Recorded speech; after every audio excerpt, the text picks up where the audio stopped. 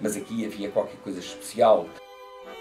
Tenho imenso carinho pela Faculdade de Ciências Sociais e Humanas, porque os portugueses estão mortos. Estou há 32 anos na Faculdade de Ciências Sociais e Humanas como docente.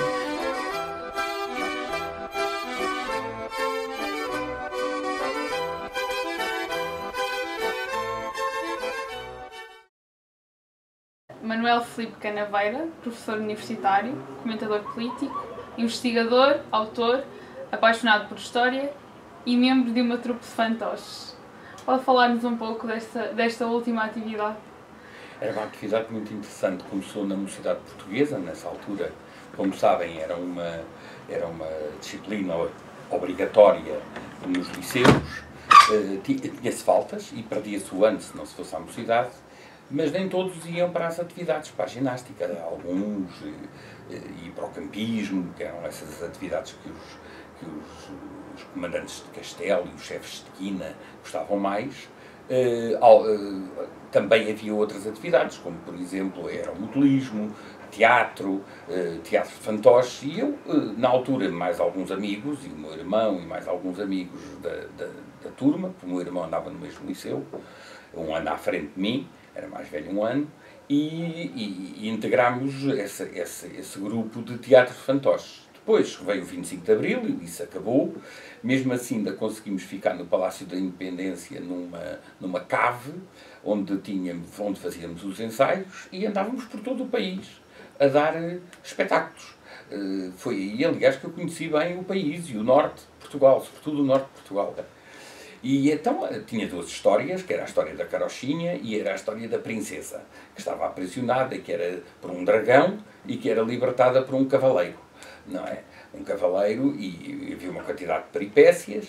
Era uma história infantil, absolutamente sem ideologias, mesmo depois do 25 de Abril não tinha nada de ideologias, eram histórias infantis, eram crianças de 5, 4, 5, 6 anos, 7 anos que assistiam. E lembro-me que até em Trás-os-Montes, nessa altura, mesmo em 75 ou 76, as avós assistiam, porque havia muito pouca coisa, e diziam que eram os espíritos que mexiam os bonecos. E nós saíamos de trás da barraca, é a barraca que se deve dizer, porque é mesmo a barraca de fantoches, e tirávamos o fantoche para mostrar que eram os nossos dedos, e as crianças vinham. Lembro-me das crianças todas ranhosadas, muito sujas, pobres, porque Portugal mesmo assim era muito diferente daquilo que é hoje. Esta crise que nós estamos a passar não tem nada a ver com o Portugal que sai, sobretudo o Portugal rural que sai no 25 de Abril, porque as pessoas eram muito pobres. Entretanto, em 1976, decide ir para a História na Faculdade de Letras da Universidade de Lisboa, mas no ano seguinte muda para a recém-criada Faculdade de Ciências Sociais e Humanas. Porquê o curso de História e o porquê desta mudança de faculdade? Bem, o curso de História foi um problema, não é? Porque eu ainda me lembro de estar a subir a Alameda da Universidade e não saber muito bem para onde é que devia ir, se para Direito, se para História. Por uma razão muito simples. Se para Letras, tirar História, por uma razão muito simples, porque a minha mãe lá em casa dizia que História era um curso horrível, que não dava futuro nenhum, que era para ser professor, que ganhava um pouco, e o meu irmão no ano anterior tinha ido para Direito, mas o que é certo é que nós o que gostávamos era de História, tanto eu como o meu irmão gostávamos de História. E o meu irmão fez a opção utilitária, que era ir para Direito, e eu disse, não, eu vou para a História, porque de História é que eu gosto, não me importa nada de ser professor do liceu toda a vida, mas de História é que eu gosto. E acho que fiz uma boa escolha. E acho, olha, com alguma pena o digo, acho que o meu irmão fez uma má escolha, porque o meu irmão nunca foi feliz no curso de Direito. O meu irmão viveu sempre dividido entre uma profissão que não gostava e o gostar de fazer História. E isso não aconteceu comigo, foi exatamente ao contrário. É que eu fiz sempre aquilo que gostei. E o porquê da FCSH? Bem, a Faculdade de Letras estava num caos. Era dominada pelo Partido Comunista.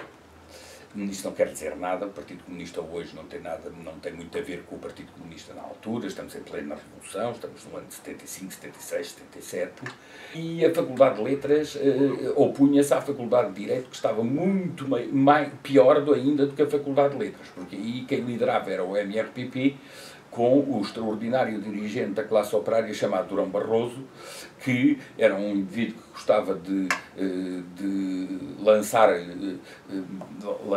invadir os gabinetes dos professores e lançar cadeiras sobre os colegas, dos colegas sociais fascistas, que eram os do PC, e portanto havia muitas lutas entre uma e a outra faculdade. Aquilo era uma bagunça.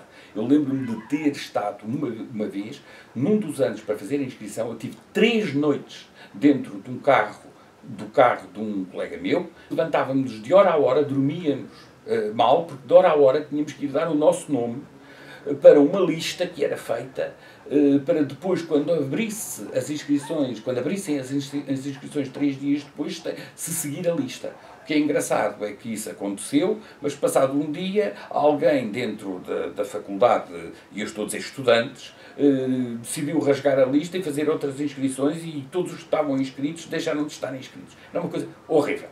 Uma coisa, boa parte dos professores tinham saído, um dia saí da faculdade, ia muito triste por aquela alameda abaixo, e um professor, que tinha sido meu professor nesse ano, voltou-se para mim e perguntou-me porque é que eu ia assim triste, e o professor estava a falar-me na Universidade Nova e na Faculdade de Ciências Sociais e Humanas. Eu vim logo, quando soube que era aqui. Eu ia para casa e vim logo para aqui e encontrei a primeira pessoa que vi, foi uma pessoa que eu gosto muito nesta faculdade, porque tenho uma certa ligação a essa pessoa, que é a Dona Lourdes, e que me disse que as aulas já tinham começado, tudo estava a correr muito bem. Os professores, eu quando soube, era o professor Oliveira Marques, o professor Matoso, nomes conhecidos na época da história. Eu percebi logo o que é que se estava a passar e iniciei imediatamente a transferência para aqui. E foram anos fabulosos, porque a Faculdade de Ciências Sociais e Humanas, nessa altura, era uma faculdade fabulosa. Estávamos ainda nas instalações militares, muito pouca gente, mas era muito interessante. Foi uma turma muito interessante. Aquela época é uma época que ficou gravada na memória. Tenho uma má memória da Faculdade de Letras por causa da bagunça, não pelos colegas ou mesmo os professores, mas aqui havia qualquer coisa especial. Estávamos bem, aprendíamos, brincávamos, fazíamos excursões, era uma coisa realmente espantosa. Visto que fez todo o seu percurso académico, incluindo os 2 doutoramentos nesta casa, é justo dizer que a FCSH e o professor Canaveira cresceram juntos? Crescemos juntos, mas devo dizer que nos últimos anos a minha relação com a Faculdade de Ciências Sociais e Humanas tornou-se um pouco mais difícil. Já foi muito melhor, já me senti muito melhor. Tem muito a ver também com as alterações que tem havido da ideia de universidade e de ensino e de investigação. De facto, não vou dizer que é hoje o sítio onde eu estou mais feliz. Embora eu me sinta da Faculdade de Ciências Sociais e Humanas, em toda a parte onde me apresento como docente da Faculdade de Ciências Sociais e Humanas, tenho imenso carinho pela Faculdade de Ciências Sociais e Humanas, mas não lhe vou dizer que os tempos hoje têm sido iguais aos que foram nesses primeiros anos, que foram tempos gloriosos e que eu realmente tinha uma paixão por esta casa e por tudo o que acontecia aqui, mas talvez eu esteja a envelhecer, se calhar envelhecemos todos ao mesmo tempo, e por isso a vida vai criando algumas ciladas pelo meio que nos trazem algumas desilusões, mas isso faz parte da vida, não é? Mas, de facto, os meus primeiros anos, estou há 32 anos na Faculdade de Ciências Sociais e Humanas como docente, e posso dizer que os primeiros 15 anos foram realmente fabulosos. Eu gostava imenso de dar aulas aqui, e dos alunos, e do ambiente, sobretudo do ambiente. Existe a ideia de que o professor é um grande estudioso de um dos primeiros presidentes da República, Manuel Teixeira Gomes, tendo escrito 2 livros sobre ele. De onde surgiu o interesse por esta personagem histórica? Eu não diria um grande estudioso, porque essas coisas do grande estudioso é uma coisa que só fica bem aos Habermas e essas grandes sumidades e aos Heidegger. Não sou. Eu interessei-me pela personalidade do Manuel Teixeira Gomes, que é realmente um dos poucos presidentes da República em Portugal que tinha uma vida intelectual intensa, era um bom vivant. Eu chamo-lhe até no livro que escrevi um Lawrence, das Arábias. Era um homem que algarviu, o que é um português um pouco diferente, porque é um português do Garbe, do Al-Andalus. Ele tinha um enorme fascínio pela cultura árabe, pela arte islâmica, pelo sol, pela Grécia. Ele considerava que o Algarve era uma autêntica Grécia. E por isso acho que sempre me interessou um homem que escrevia romances eróticos. Não é normal. Tenha-se em vista, por exemplo, o último Presidente da República, não estou a ver a escrever romances eróticos.